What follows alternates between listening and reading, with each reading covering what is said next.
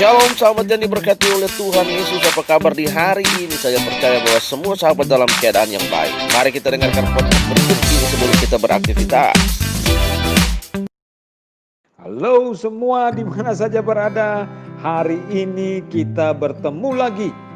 Semoga sukacita dan damai sejahtera Tuhan melingkupi seluruh perjalanan hidup kita. Saudara dan saya pasti bingung dengan situasi yang terjadi hari-hari ini, minggu-minggu ini, bulan-bulan ini dengan COVID yang melanda dunia. Tapi kemarin seorang teman mengirimkan sebuah refleksi yang kita tidak tahu siapa yang menjadi penulis refleksi itu. Bicara tentang situasi yang kita semua alami belakangan hari ini. Mari kita renungkan refleksi yang ditulis itu. Kalau memang kebersihan bisa mencegah corona, mungkin korban di Italia tidak sampai 135.000 orang. Karena Italia termasuk negara terbersih di Eropa. Kalau memang panas bisa membunuh corona, mungkin korban di Iran tidak akan 67.000 orang. Karena Iran negara gurun yang panas. Kalau memang kehati-hatian bisa mencegah corona, mungkin Pangeran Charles dan beberapa keluarga kerajaan tidak akan terkapar COVID-19 karena hidupnya paling hati-hati dan terjaga, bukan?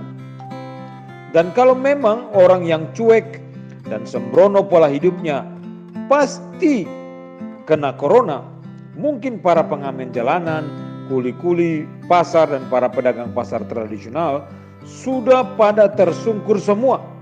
Kenapa demikian?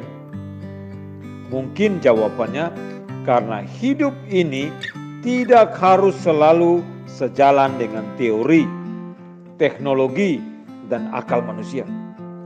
Sudah banyak tenaga medis yang terkapar dengan virus COVID-19. Apakah mereka tidak menggunakan APD dengan benar? Atau apakah mereka tidak hati-hati dalam menjalankan profesinya? Belum tentu juga demikian. Terus, apakah orang yang kelihatan sudah sedemikian dekat dengan Tuhan dijamin tidak akan terkena corona? Tidak juga demikian, karena sudah ada beberapa para tokoh agama yang terjangkit virus ini, bahkan meninggal. Diperhadapkan pada situasi seperti ini, Tuhan seakan-akan hendak berbicara kepada kesombongan kita manusia, bahwa kita tanpa Tuhan memang hanyalah tumpukan daging yang bernafas. Oleh karena itu, jika Tuhan berkehendak, logika dan teknologi manusia tak akan mampu melawannya. Siapa yang sakit? Bumi ini atau manusianya? Tiba-tiba Disney kehilangan magicnya. Paris kehilangan romantisnya. New York, kota hingar-bingar itu akhirnya sunyi sepi.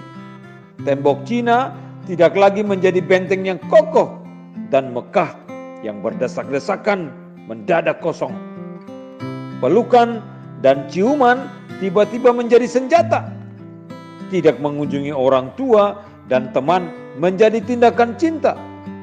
Tiba-tiba kamu menyadari bahwa kekuatan, kecantikan, bahkan uang tidak lagi berharga ketika kita tidak bisa mendapatkan ventilator yang kita butuhkan. Bumi tetap melanjutkan hidupnya dan langit masih tetap biru, sedangkan kita manusia ada di dalam sangkar. Saya pikir Tuhan mengirimkan pesan buat kita. Hai orang sombong, kalian tidak diperlukan. Udara, tanah, air dan langit tanpa kalian baik-baik saja.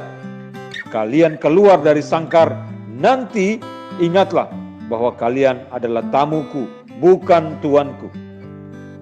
Walaupun hanya sebuah kutipan, tetapi saya merasa cukup indah untuk menyampaikan ini bagi saudara dan juga bagi saya secara pribadi. Tuhan itu nyata dan Dia masih terus bekerja untuk mendatangkan kebaikan bagi orang yang mengasihi Dia. Roma 8 ayat 28. Hai manusia-manusia sombong, bertobatlah, karena engkau tidak ada arti apa-apanya di tengah-tengah dunia ini. Tuhanlah yang berkuasa. Tuhanlah yang menentukan hidupmu. Tuhan mengasihi engkau. Karena itu tunduklah, bertobatlah, taatlah kepada Tuhan. Tuhan Yesus memberkati kita semua dan terpujilah nama Tuhan dari kekal sampai kekal.